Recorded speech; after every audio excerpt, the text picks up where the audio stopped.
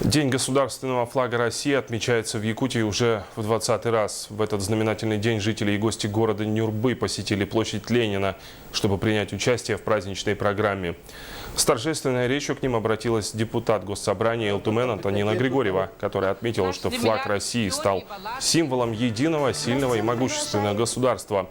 Наших общих побед и свершений поднятием флага знаменуются самые важные события в жизни страны. Праздничное мероприятие сопровождалось концертными номерами. Далее школьники совершили велопробег по знаменательным местам города.